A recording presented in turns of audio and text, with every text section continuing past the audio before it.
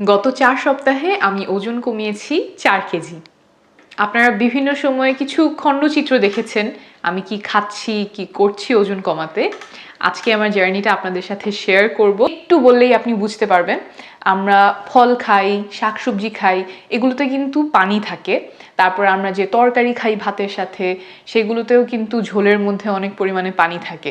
সেটা খেলে তো আমাদের পাকস্থলীর রস পাতলা হয়ে যায় না। যদি স্বাস্থ্যকর খাবার খেয়ে আমার যতটুকু পরিমাণ খাবার খাওয়ার কথা সেটা খেয়ে আমার যদি পেট ভরা থাকে, তাহলে আমার ওজন কমানোর জার্নিটা সহজ হবে। অনেক ধরনের স্বাস্থ্যের জন্য উপকারিতা আছে, ডায়াবেটিসের ক্ষেত্রে, হার্টের রোগের ক্ষেত্রে, সেটা নিয়ে আমি আলাদা একটা ভিডিও করেছি।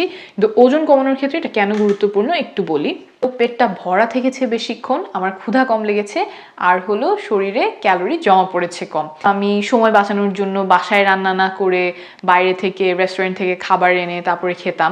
এটা কিন্তু স্বাস্থ্যের জন্য কেন ভালো না, আর ওজন কমানোর জন্য কেন আরও ভালো না সেটা একটু বলি।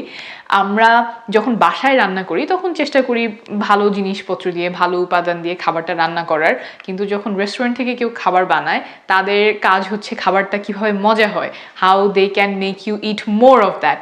সো ওরা হয়তো চিনি বেশি দিচ্ছে, লবণ দিচ্ছে, তেল দিচ্ছে, ফ্যাট দিচ্ছে, এরকম অনেক কিছু দিয়ে খাবারটা মজা করাই হচ্ছে তাদের একমাত্র উদ্দেশ্য।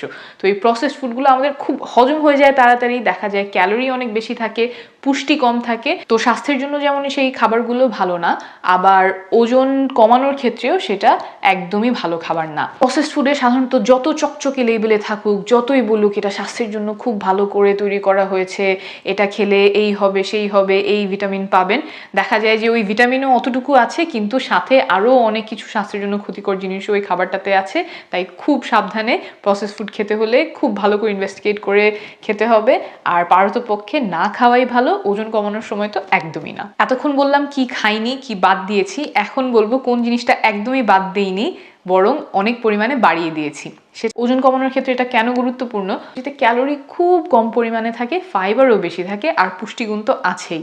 তো এইগুলো মিলে আপনার পেট ভরা থাকবে, অনেক ক্যালোরি খুব বেশি যাবে না শরীরে, আর অনেক পুষ্টি পাওয়া যাবে।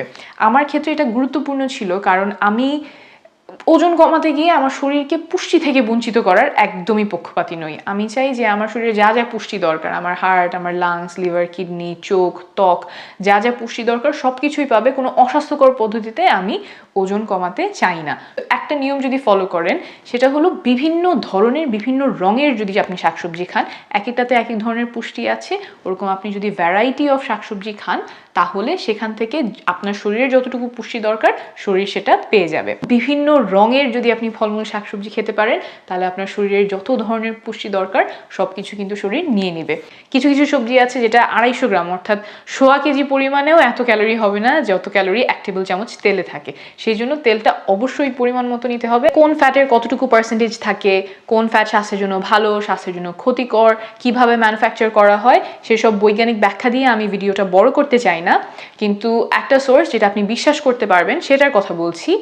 Harvard school of public health বলছে স্বাস্থ্যের জন্য সবচেয়ে ভালো। ওজন কমানোর ক্ষেত্রে আমি আরেকটা বিষয় যেটা খেয়াল রেখেছি, আগে থেকে প্রস্তুতি নিয়ে রেখেছি, সেটা হলো প্রসেসড ফুড, যেগুলো স্ন্যাক্সে সাধারণত আমরা খাই, একটু চকলেট, চিপস, অমুক তুমুক, ওগুলি থেকে আপনাকে দূরে রাখবে। তো নাস্তার জন্য আরও কিছু খাবার খাওয়া যেতে পারে, বাদাম খাওয়া যেতে পারে, বাদামও স্বাস্থ্যের জন্য ভালো, কিন্তু বাদামে ক্যালোরি বেশি থাকে, তাই এটা খুব অল্প পরিমাণে খেতে হয়। ওজন কমাতে আমি আরেকটা যে গুরুত্বপূর্ণ কাজ করেছি, আমরা স্বাস্থ্যকর খাবার খেলেও যদি অনেক পরিমাণে খাই, অনেক ক্যালোরি যদি আমাদের শরীরে ঢুকাই, তাহলে কিন্তু ওজন কমানো যাবে না। স্টপ কাউন্টিং ক্যালোরিজ অথবা ক্যালোরি গুণে কখনো ওজন কমানো যায় না, ক্যালোরি গোনার কোনো প্রয়োজন নাই, এগুলো ক্লিকবেইটি কথাবার্তা, মার্কেটিং স্টান্ট, বিজ্ঞান নয়। আপনার শরীর যতটুকু ক্যালোরি খরচ করে তার চেয়ে বেশি ক্যালোরি যদি আপনি প্রতিদিন খান, তাহলে ওজন বাড়বে, এটা ধ্রুব সত্য। মোট কথা, পরিমিত পরিমাণে খাবার খেতে হবে, ক্যালোরির একটা আন্দাজ মাথায় রাখতে হবে। নিরাপদে থাকবেন, আবার দেখা হবে।